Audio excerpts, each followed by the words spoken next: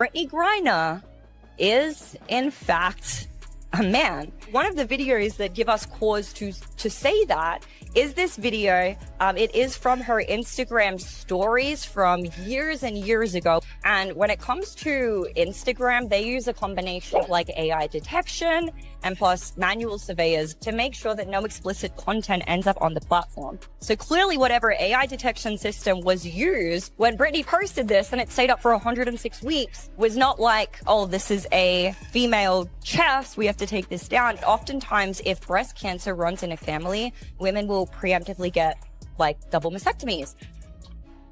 And there's some great surgeons out there, don't get me wrong, but I don't see any scars on Brittney's chest that would be indicative of a double mastectomy or top surgery for gender transition. Hey everyone, welcome back to the Clark Update. Today we're examining a story that has triggered intense discussion throughout the WNBA community. Reports and online speculation involving Sophie Cunningham and alleged DNA-related evidence connected to Brittney Griner have circulated widely, drawing strong reactions from basketball fans and social media users. But what is genuinely known about these claims? Which details have actually been confirmed? And why has this subject attracted so much attention? Stay with us as we sort through the available information and unpack every important part of this growing controversy. Let's get into it. Like that. And then she told us that we were effing insane. A teenage girl reportedly brought a pro Sophie Cunningham sign to a Seattle Storm game, only to be confronted by someone connected to the team and told to put it away. According to accounts circulating online, the young fan was left in tears after being forced to remove the message. That story has dominated basketball social media for the past couple of days, and those describing the incident insist it was not simply an exaggerated internet rumor. In fact, the details of what allegedly occurred courtside in Seattle may be even more troubling than the headline makes them sound. Beyond the result of a one basketball game, the situation raises much larger questions about the current culture surrounding the league. Before we continue, please take a moment to like this video and subscribe to the channel. More than 90% of the people watching still have not subscribed. It costs nothing, takes only a second, and provides enormous support. Have you subscribed yet? Excellent. We truly appreciate it. Now let's return to the story. And stop pulling this, yeah. And For you guys I to hope come God here can and save pull you. this. Yeah. She said for you to come here and pull this shit. Yeah. She said the word? Yeah. Did she say effing insane or the fucking No, insane? she said the word. Yeah. And nobody around you spoke up for you. No. So, No. I will say, Annalie, when I came over, you were in tears. Yeah, I've never been yelled at like that. I mean, I've had people hate on me on the internet, but like it doesn't really affect me as much because it's just people online. But that just took me by surprise because I thought she was gonna be nice, and then she started like screaming at us. And she motioned like this. Yes, exactly. You have to hold it like this. That same vein in that story with ESPN, you talked about wanting to protect young girls who shouldn't have to go against biological men. Just can you expand your viewpoint on that? I mean, I think I said what I said. I think it's kind of common sense.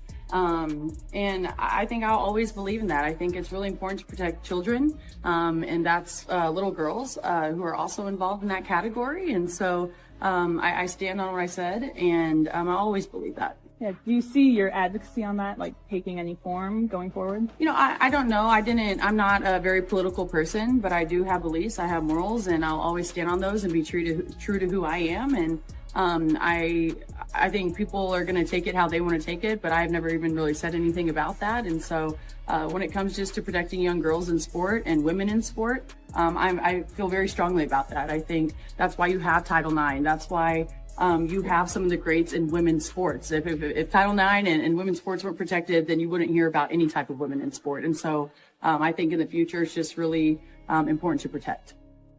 Do you think, I guess, along the line like that, it goes against perhaps, some people might say, hey, for the trans community, this could be something that could come back on us or be targeted against us. Like, how do you, I guess, view that sort of critique? You know, like I said, I extend love, and I don't dislike anyone. Like, I think there's room for absolutely everyone here, and I think there's room to love everyone. Teenage girl entered a WNBA arena carrying a sign. The message did not threaten anybody, attack a player, or even mention one person by name. It merely thanked Sophie Cunningham for speaking on behalf of female athletes. According to the fans who were seated nearby, a Seattle Storm co-owner approached the girl during the game and ordered her to put the sign away. The situation unfolded inside a packed arena, and before it was finished, security had reportedly become involved and the teenager was crying. Think carefully about what that means. At a professional basketball game, an adult with an ownership stake in the home team allegedly pursued and confronted a child because she was holding a supportive sign. How the left is completely intolerant and the actual hateful ones.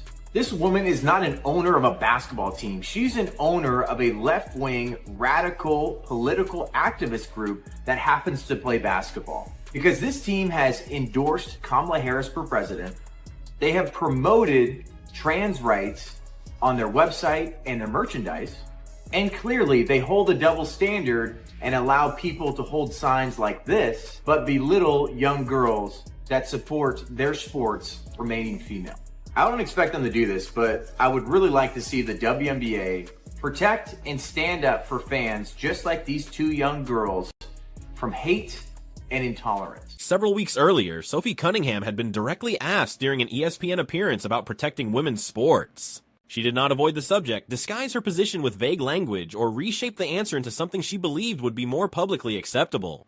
Cunningham stated clearly that she wanted young girls to feel protected in locker rooms, that female athletes should not be required to compete against biological males, and that she intended to maintain that belief regardless of the criticism or reaction it produced. I think it has been so fun. I played with BG for 6 years, and so I know her like the back of my hand, and as of late, she's been playing really good. She's been playing like OG Brittney. I'm there to love, but I'm also there to love biological women, and I think that there are rights that need to be protected, and like I said, I'm going to stand true to that. I'll never falter in my beliefs in that, but I have never once said I hated the trans community. Like I said, I think there's space for everyone. Her response contained no personal insults. She did not attack a specific opponent, teammate, or individual. It was a direct answer to a direct question delivered calmly and deliberately, like someone expressing a position she had considered carefully rather than reacting impulsively. But subjects inside this league rarely remain neutral for long. Whether Cunningham intended to connect her comments to any particular person or not, the public quickly began attaching a recognizable name to what she had said. Some fans at the game booed Cunningham when she checked into the game. One Seattle Storm player even showed up pre-game wearing a shirt that read, "Trans rights are human rights." After the game, Storm coach Sonia Rahman was asked about the situation. Seattle and this organization and Climate Pledge, we always want to be an area where people feel welcome coming into this building. I think we've always done a really good job with that. So I know our organization was, working closely with Climate Pledge and with security to just make sure that, everybody feels safe and included and welcome when they walk in this door. And from what I understand, that was... Anyone who has followed the Fever's games against teams featuring Brittney Griner already understands why some fans made that association. Over the last several seasons, supporters have closely examined Griner's ONC court encounters with Caitlin Clark. Pointing to physical contact, they believed officials ignored a bench exchange from the previous year that remains debated frame by frame, and officiating that critics say seemed inconsistent whenever the players shared the floor. So, when Cunningham, one of Clark's closest teammates and most vocal defenders, publicly declared that biological men should not compete in women's sports, many viewers believe the timing carried its own message. For those fans, no additional explanation was necessary to connect the remarks to the larger conversation. You have Sophia Cunningham, a female athlete herself, very accomplished in her own right, coming forth and speaking that truth that men shouldn't play in women's sports. We want to protect women and girls, and the backlash she is receiving from Democrats and left-wing thinkers across the country is a... Breyer has never publicly confirmed that Cunningham's comments were specifically aimed at her. In a separate interview shortly before the controversy intensified, however, she reportedly said that competing against Cunningham could be extremely frustrating, even while acknowledging that she would still choose to have a teammate like her standing nearby. People can interpret that statement however they choose. What cannot be disputed is that the online reaction to Cunningham's comments quickly became widespread, loud, and impossible to ignore. Applaud her enough. This notion that you're hating on the trans community because you are not a proponent of them participating in female sports is utterly ridiculous. Sophie Cunningham said every word right on the money. There's no hate involved. There's only love we're talking about. But what happened to loving girls who are born biologically as girls? What about their rights? What about fairness associated to them? Leah Thomas, I'm going to keep bringing that name up. 400 plus in the world competing as a male. Transitions to female, and he was number one. If we're going to act like transitioning from male to female doesn't involve an advantage for that trans athlete, I have nothing to say to you. You're not exercising. Within approximately 48 hours, the discussion had spread across the national media landscape. USA Today covered the story. ESPN referenced portions of the controversy on several programs the following morning. Fox News devoted a national segment to the issue. The White House press secretary also publicly suggested that Cunningham stood on the side of an argument shared by a large portion of the American public. Regardless of how league officials felt about the attention, that represented an extraordinary response to one candid answer from a WNBA role player during a feature interview. The conversation had expanded far beyond basketball, and Cunningham had never asked for the story to grow in the way that it did. Comes out last week and talks about her beliefs, which I do think is very rare, especially being as young as she is, and quite honestly being brave to share something she knows is going to get picked apart a million times and then standing by it. That's refreshing, especially from a young woman. What Cunningham did afterward deserves even more attention because it separated her from many athletes who face similar pressure.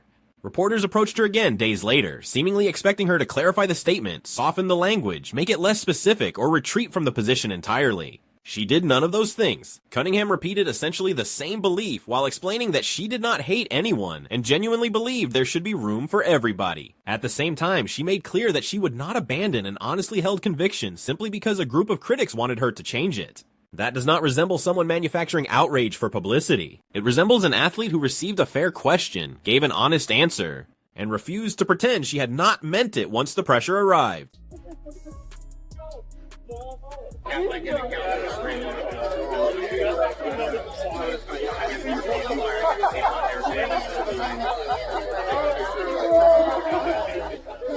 your sign.